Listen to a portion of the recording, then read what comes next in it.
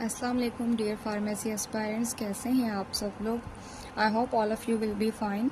आज हम अपना जो है सेकंड लेक्चर स्टार्ट करने जा रहे हैं। फार्माकोलॉजी की बुक हमने स्टार्ट की थी। फर्स्ट लेक्चर हमने इसके इंट्रोडक्शन का पढ़ा था, इंट्रोडक्शन और बेसिक इन्फॉर्मेशन अबाउट फार्माकोलॉजी। आज हम उसका सेकंड लेक्चर स्टार्ट करेंगे, जो हमारे पास क्या है, रूट ऑफ ड्रग एडमिनिस्ट्रेशन। इसमें हम जो है ड्रग की एडमिनिस्ट्रेशन यानी ड्रग को कैसे बॉडी में एंटर किया जाता है वो देखेंगे। हमारे पास 3 ही मेजर रूट होते हैं किसी भी ड्रग को बॉडी में एडमिनिस्टर करने के लिए, एंटर करने के लिए। सबसे पहला जो रूट है हमारे पास वो है एंट्रल रूट। दूसरा हमारे पास रूट है वो उसका नाम है parental route. Third one is other routes. इसमें आगे जाके डिवीजन्स हैं कुछ, वो बाद में हम इसको डिस्कस करेंगे, इसमें कौन कौन से रूट आ जाते हैं। जैसा कि हमने कहा, सबसे पहला रूट जो हमारे पास है वो है एंट्रल रूट। एंट्रल रूट को देखेंगे तो इसके आगे 2 रूट्स होते हैं, 2 तरीके हैं कैसे हम एंट्रल रूट के थ्रू ड्रग को अपनी बॉडी में एंटर करवाते हैं। सबसे पहला हमने कहा था कि ओरल रूट है। ओरल रूट कौन सा रूट होता है, इसमें हम क्या करते हैं, हमारे पास कोई भी टैबलेट होती है, कोई भी मेडिसिन होती है, उसको हम अपनी जुबान पे रखते हैं और फिर उसको अपने जो है बॉडी के अंदर एंटर करवा देते हैं। ओरल रूट की एग्जांपल हम ऐसे ले सकते हैं, जैसा कि हम कहते हैं कि हम कोई पैनाडोल ले रहे हैं या फिर कोई भी हमारे पास टैबलेट है, पैनाडोल की एग्जांपल ले सकते हैं हम। उसके अलावा हम डाइक्लोफेनिक यानी हमारे पास ये जो डाइक्लोफेनिक सोडियम होती है, ये पेन किलर्स वगैरह होती हैं, उनको अगर हम लेते हैं तो हम क्या करते हैं, उनको अपनी ज़ुबान के ऊपर रखते हैं, पानी लेते हैं, उसको पानी के साथ अपनी बॉडी में इंजेस्ट कर देते हैं। हमारे पास जो सेकेंड मेथड है कोई भी ड्रग को एडमिनिस्टर करवाने का, वो हमारे पास है सबलिंगुअल मेथड। सबलिंगुअल मेथड में क्या होता है, हमारे पास कोई भी ड्रग है तो हम उसको क्या करते हैं, ज़ुबान के नीचे रखते हैं। जैसा कि हमारी ज़ुबान के नीचे नेटवर्क ऑफ कैपिलरीज होती हैं और सलाइवा होता है, तो वो हमारी कोई भी अगर ड्रग है तो उसको बॉडी में एडमिनिस्टर करवा देता है। इसमें हम एग्जांपल लेते हैं, हमारे पास जो एंजाइना का पेशेंट होता है।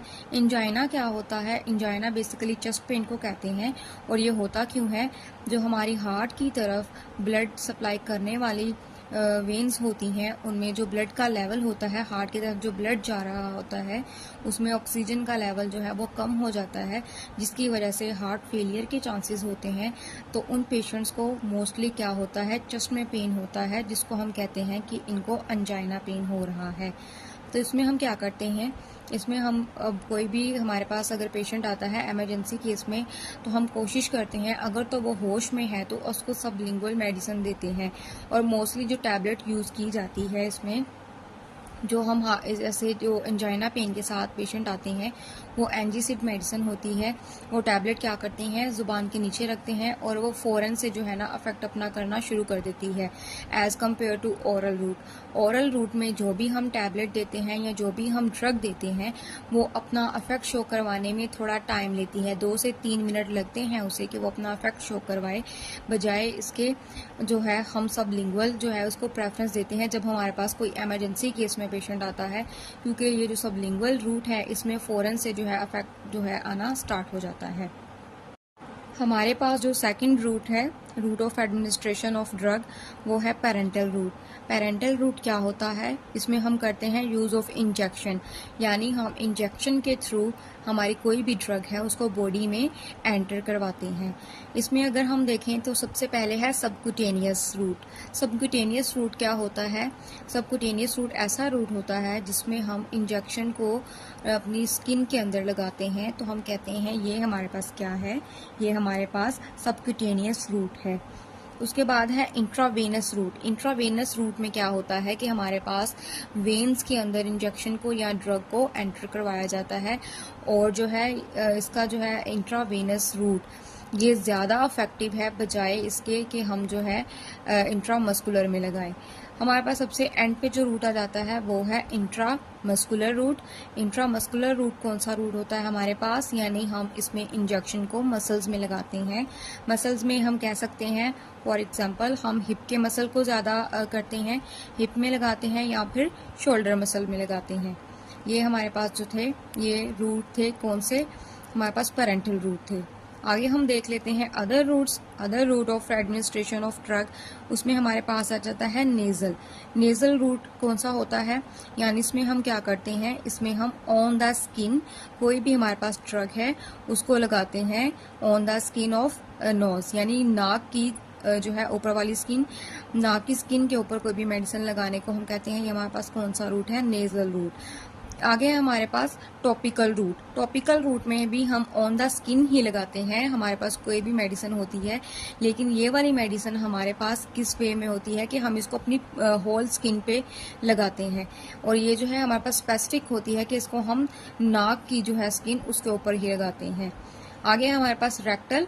रेक्टल जो है हमारे पास ये पार्ट है हमारे पास इंटेस्टाइन का, तो इसको हम कहते हैं कि ये रेक्टम के थ्रू जो है ना ये मेडिसिन एडमिनिस्टर करवाई जाती है।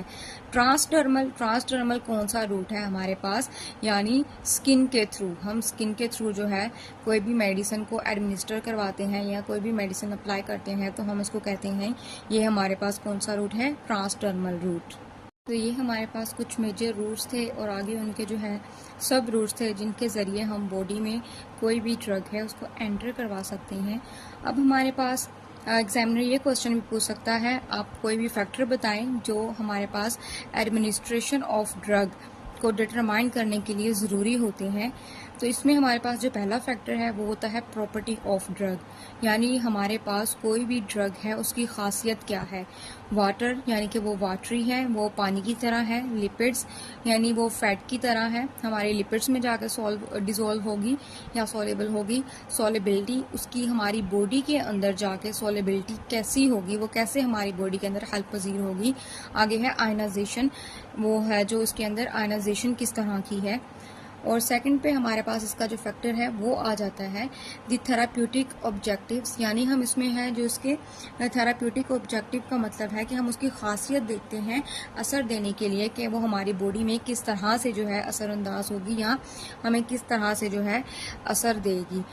इसमें हम सबसे पहले कहते हैं कि the desirability of the rapid onset of action और need long term of administration, यानी हम देखते हैं कि उसकी खासियत क्या है, हमारे पास उसका थेराप्यूटिक इफेक्ट जो होता है वो देने की उसकी सलाहियत कितनी है, हमने उसको लंबे अरसे तक अपनी बॉडी में एंटर करवाना है, एडमिनिस्टर करवाना है, उसका हमने देखना है कि उसका मोड ऑफ एक्शन क्या है हमारी बॉडी में।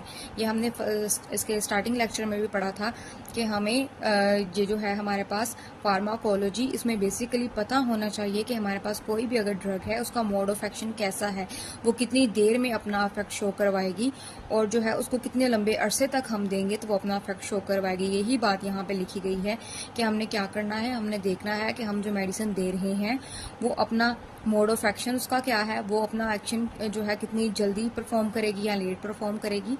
और दूसरा उसमें आ जाता है हमारे पास हम उसको कितने देर के लिए जो है अपनी बॉडी में एंटर करवाएंगे, कितनी देर के लिए जो है हम उसको अपनी बॉडी में जो है एडमिनिस्टर करवाएंगे और हमारे पास उसका थेराप्यूटिक इफेक्ट आ जाएगा।